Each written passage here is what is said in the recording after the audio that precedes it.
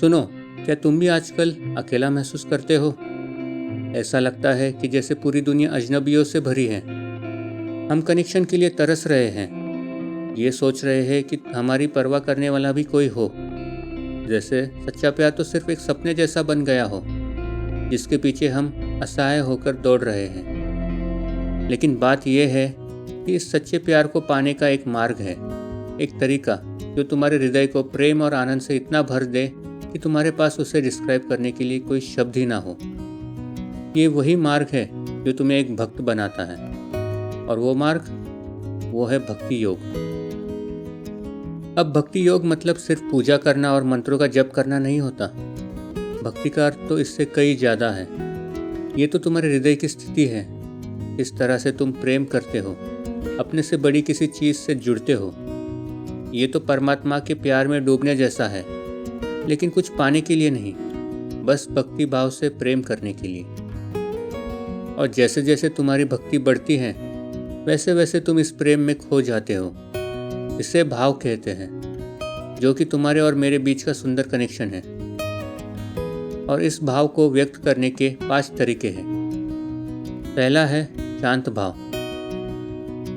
जिसमें तुम कीचड़ में खिले कमल की फूल की तरह होते हो।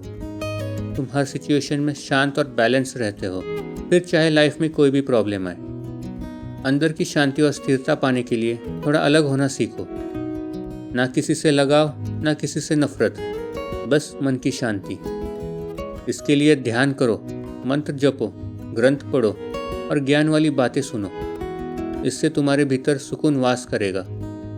तुम्हें हर चीज़ स्पष्टता से समझ आएगी। और हाँ, तुम उन 3 गुणों सात्विक, रजस और तामस के चक्कर से भी बाहर निकल पाओगे जो हमें परेशान करते हैं। कुरुवंशज भीष्म इस शांत भाव का अच्छा प्रतीक है। उन्होंने हमेशा खुद को संयमित रखते हुए अपने कर्तव्य का पालन किया, अंत तक खुद को राग और द्वेष से दूर रखा। उसके बाद है दास्य भाव, जहाँ तुम मेरी हाथ की बांसुरी की तरह होते हो।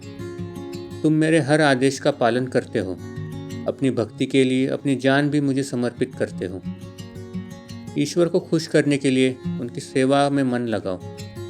अपना हर काम, हर कर्तव्य ऐसे करो जैसे उन्हें कोई चढ़ावा चढ़ा रहे हो, बिना किसी इनाम या तारीफ की उम्मीद के।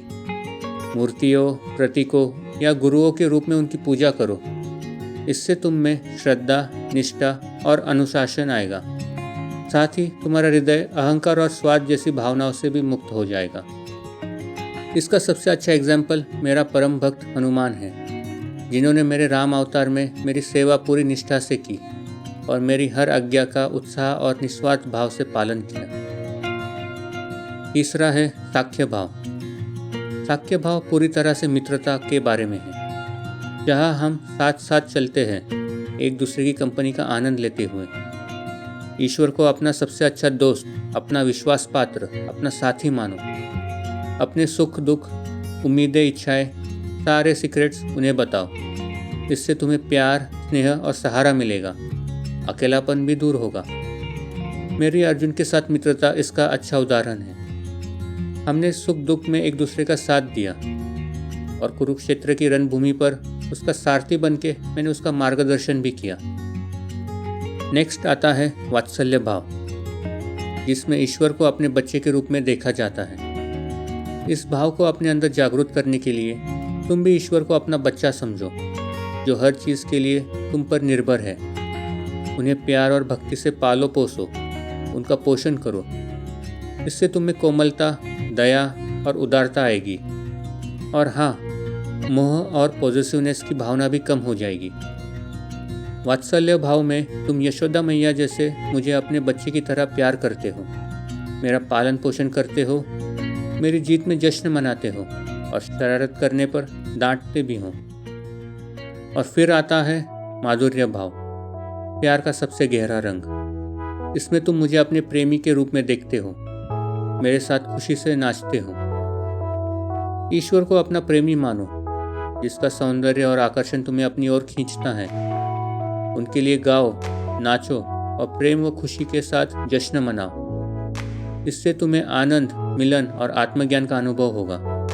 और हाँ, काम वासना और अश्लील इच्छाओं से भी मुक्ति मिलेगी। राधा का मेरे प्रति प्रेम माधुर्य भाव का परम उदाहरण है। हमारा प्यार इस भौतिक दुनिया से परे है। वास्तव में हम 2 शरीर और एक आत्मा है। इस भक्ति भाव में तुम अपने आप को पूरी तरह से मेरे हवाले करते हो। ऐसा करने के बाद तुम्हारे सारे बुरे कर्म मैं धो डालता हूँ, जैसे समुद्र की लहरें रेत में बने पैरों के निशानों को धो देती है।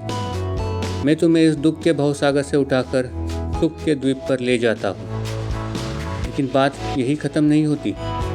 एक सच्चे भक्त का तो मैं स्वयं भक्त बन जाता हूँ और फिर उसकी इच्छा मेरी इच्छा बन जाती है। उसकी रक्षा मेरा कर्तव्य बन जाता है। वो मुझ में समा जाता है, मुझसे एक हो जाता है। यही है भक्ति की चरम सीमा, जिसके आगे संसार की कोई भी ताकत टिक नहीं पाती। यही है भक्ति का अंतिम फल, जो संसार के किसी भी फल से मीठा है। तो क्या तुम इस भक्ति मार्ग पर चलने के लिए तैयार हो? मेरा हृदय तो कब से तुम्हारे इंतज़ार में तड़प रहा है।